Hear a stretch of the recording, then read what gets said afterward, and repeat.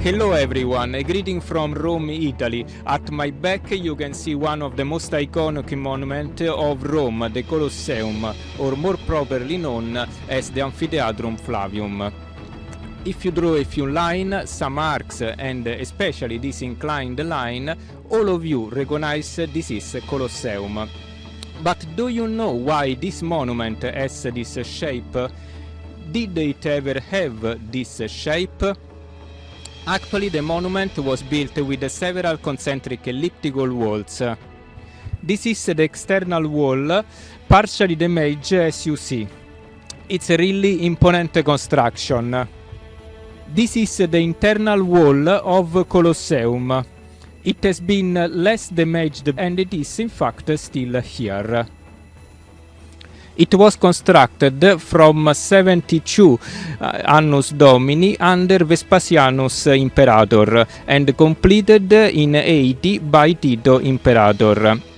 It may appear as in the virtual reconstruction, so without the shape that we know. In fact, the monument has been affected by several earthquakes that damaged the building. In fact, the major earthquakes in central Apennine in Italy can affect the monument also in Rome, and especially in Colosseum suffered the destruction due to the earthquakes in central Apennine. The first earthquakes occurred in about 508 Annus Domini, and its epicenter was located in Fucino Basin, 100 km far from Colosseum.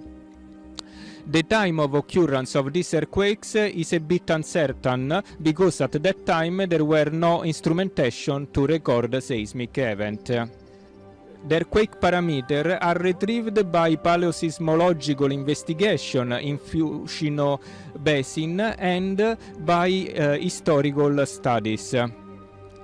Anyway, it's unlikely that the earthquake was responsible of the fall down of the southern side of the external wall. A terrible date for central Italy was 9 September 1349, when a seismic sequence started in central Italy.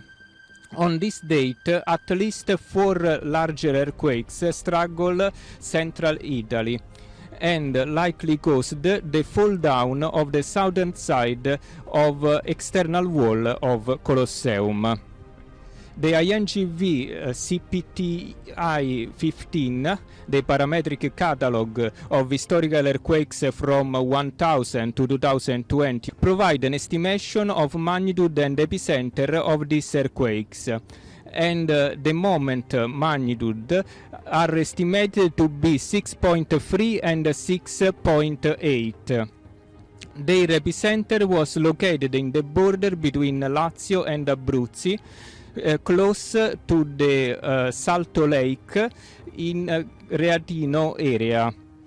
The other earthquakes, the larger magnitude earthquake, was located in the border between Lazio and Molise, close to Cassino town. Both earthquakes caused large damages in central Italy with the destruction of L'Aquila and Abbazia of Monte Cassino, and probably also the fall down of the external wall of Colosseum in Rome.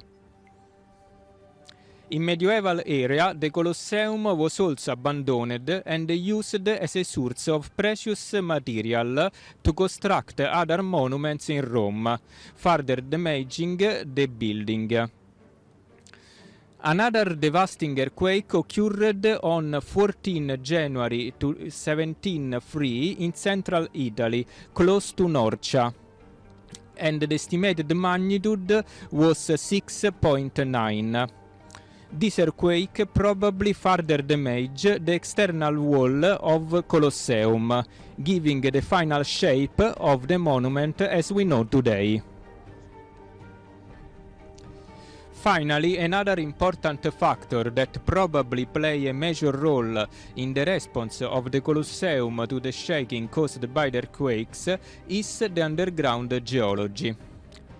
In fact, an alluvional geological layer is located between 10 meter and 30 meter depth. This layer could amplify the seismic wave in what is known as the site effect. Another factor is that the southern side of the building is located where in the ancient time there was a lake. Ancient Roman filled the lake to construct the same building, but this means that the external wall on this side is based on a lower solid terrain, while in the northern side is based directly on the underground geological layer. So the earthquakes and geological features gave the Colosseum the shape all the world known this monument.